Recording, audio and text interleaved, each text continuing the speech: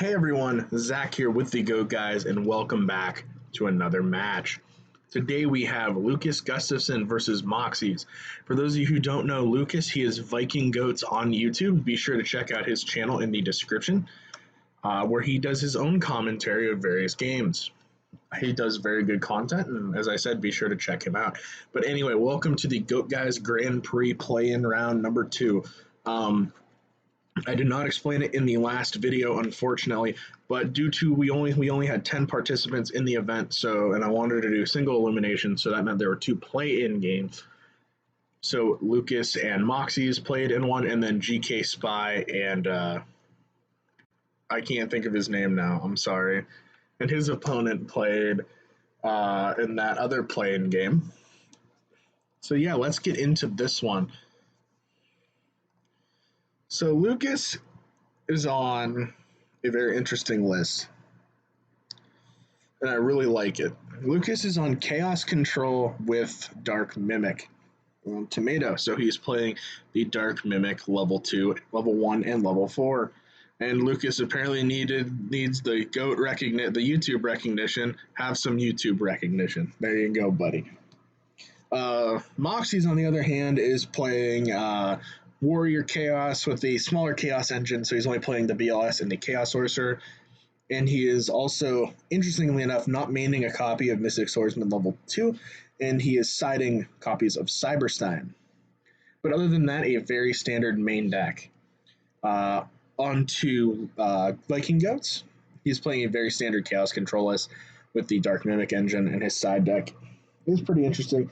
He's setting Eudoria as additional floats for the tomatoes, and he's maining, interestingly enough, as we can see in his opening hand, a copy of Regeki Break. Anyway, let's get into the match.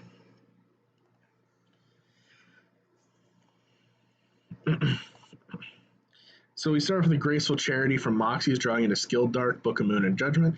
We see the Skill Dark and the Tribe immediately hit the discard, and we see a Book of Moon and a Kaiko. So we start off with Thunder Dragon, which is great because he has the Charity in hand, adding the 2 Thunder Dragons from his hand. Here goes Graceful Charity. And we will then see the discarding of a Thunder Dragon and another Thunder Dragon. A set of a Sangan, a Torrential, and a Scapegoat. So he draws into BLS for turn. Here comes the Heavy Storm, which is a pretty good heavy, getting rid of Torrential and Scapegoat.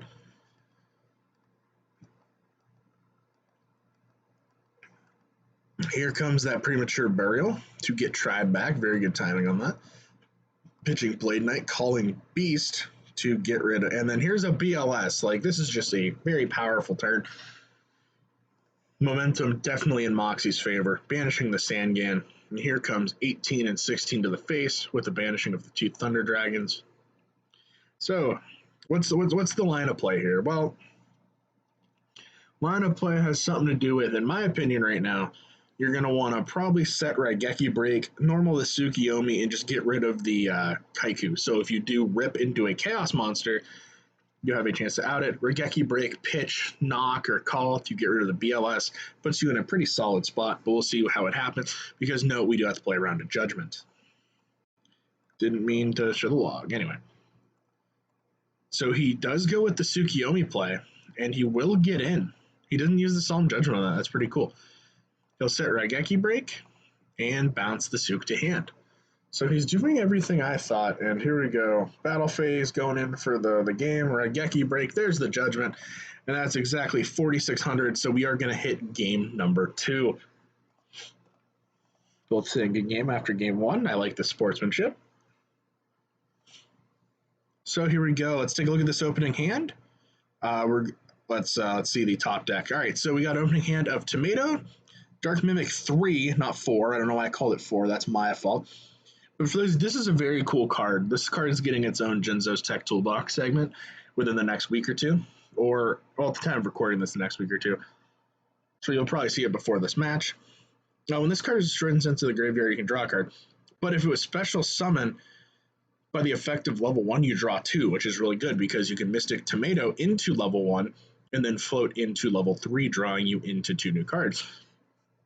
Both players have opened very strong opening hands. Of course, Thunder Dragon and Graceful seems to happen quite a bit. Anyway, let's continue. So Thunder Dragon, we'll go grab 2 more copies of Thunder Dragon. Then we'll see the Graceful Charity drawing into Magician of Faith, Mirror Force, and Scapegoat, pitching double Thunder Dragon. And then from here, we're going to see just a flat normal tomato pass, and then there's a Graceful Charity on Moxie's side. Graceful Charity into Priest, Kaiku, and MST, pitching Blade Knight and Warrior Lady. There's a Smashing Ground, and here comes the Kaiku to banish a Light and a Dark, turning off the Chaos Monsters for another turn, setting MST Judgment and Knock, so he is not fearing the Heavy Storm because of that Solemn Judgment. Normal Tsukiyomi, there is a Solemn Judgment for that. And we're going to set 2 cards, the Mirror Force and the Scapegoat and pass. MST is going to get the goats. Normal and Kaiko being very aggressive, and he's going to eat the Mirror Force. That's a big one. Draws into a Scapegoat. He's going to normal summon Mimic level 3, get in for 1,000 damage, setting that other Scapegoat and passing turn. Compulse Azura Priest is the play. Here comes the Priest. He's going to get in there, and the effect will let him draw a new card. He'll set his compulsive pass turn. Azura Priest will bounce. Drawing into normal summoning Newdoria. Newdoria going to put on some pressure, taking the 1,200, setting Ring and Raigeki Break, putting himself in a very dominant spot. Azura Priest is going to get in, killing both, and then the Mirror Force is going to be set. There is a Newdoria going in for 12. That damage goes through. Rhoda getting Don Zalug. And again, passing. Breaker. Breaker is going to pop that Compulse.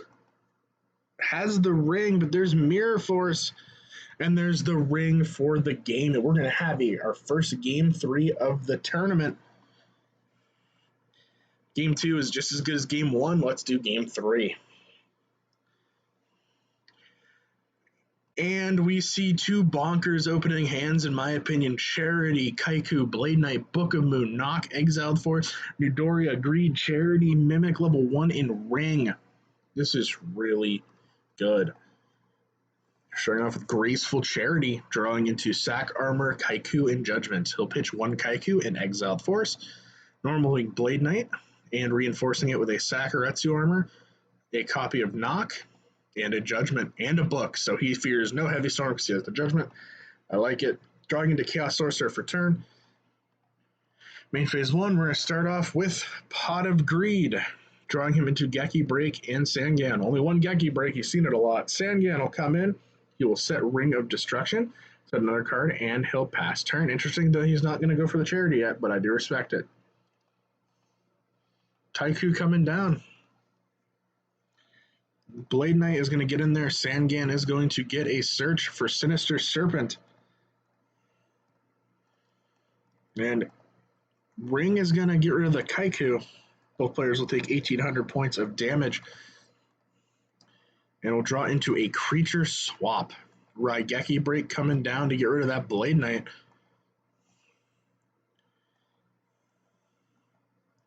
Graceful Charity. Drawing into BLS, level 3, and Sook. Pitching Serpent and BLS. Kinda crazy. Newdoria, and we'll end the turn. Here comes his Chaos Sorcerer of his own to banish this Newdoria. Good play. Here comes Azura Priest getting in for that 1,700 damage. While maintaining all 4 of his back row. And the Azura Priest will return to hand. This is a big turn in the game here. Serpent back to hand. We're going to see a Sork of his own. Will we see the Judgment? No, there's the Book of Moon, though. He will set a copy of Tomato. And there's the Judgment for the creature swap. I was wondering when the Judgment was going to come out. Drawing into Breaker. Chaos Sork will banish his Chaos Sork, and then we'll get a Knock for the Tomato. Azura Priest getting in there for 17. We're going to need a lot to turn this one around here. Metamorphosis is a fantastic start. There's TER. He's just going to pass turn.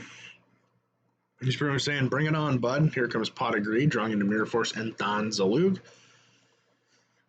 And for Lucas, we see the Tsukiyomi loop right there. Mirror Force in a set. The Serpent going back to hand.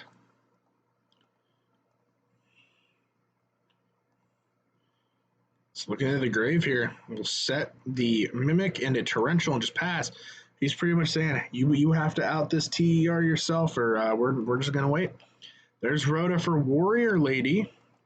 That exiled Force discard earlier looking a little bit rough right now. Drawing into the Mystical Space Typhoon. Tsukiyomi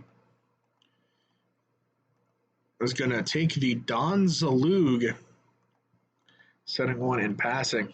Trap Dust Shoot gets set. MST on the Dust Shoot in the end step. And we're just going to see the Tsukiyomi loop.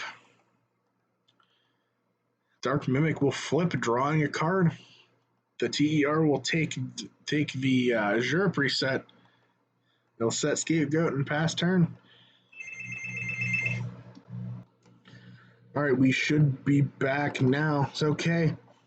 Sorry about that. The landline rang and ruined everything. All right, let's get back to this game. So we drew into Smashing Ground for turn. He'll just set it and pass. We are in the spot to summon Dark Mimic. Tsukiyomi loop. Tsukiyomi's going to try to get in for 11. There's the sack armor.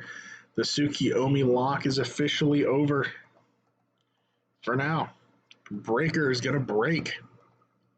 Hitting Scapegoat and passing turn. Here's the TER taking that breaker. He's going to try to go in for 16. There's the Mirror Force. He will set his copy of Magician of Faith and pass turn. We see a Blade Knight getting in over that Magician of Faith. We'll just set creature swap, giving him the Blade Knight, smacking into his own copy of Dark Mimic, drawing off of that. Setting his own Sakuretsu armor and passing turn. Skill Dark Magician comes down, which will get Sakuretsu armored, and we are hitting the point of advantage far in Lucas's favor. Neudoria comes down, and we're going to go for game, and there you got it. Game is over. And the match goes to Lucas. This was a great game to commentate, and I had a great time watching it. As I said in the beginning of the video, be sure to check out Lucas's channel at Viking Goats. I'll have the link down below for you. Thank you, Moxies, for participating in the tournament. I'm glad you did. You played a fantastic match, and you had a very fun deck to watch. Thank you guys so much for watching the video. Hope you enjoyed. We'll see you guys for the next one. Peace.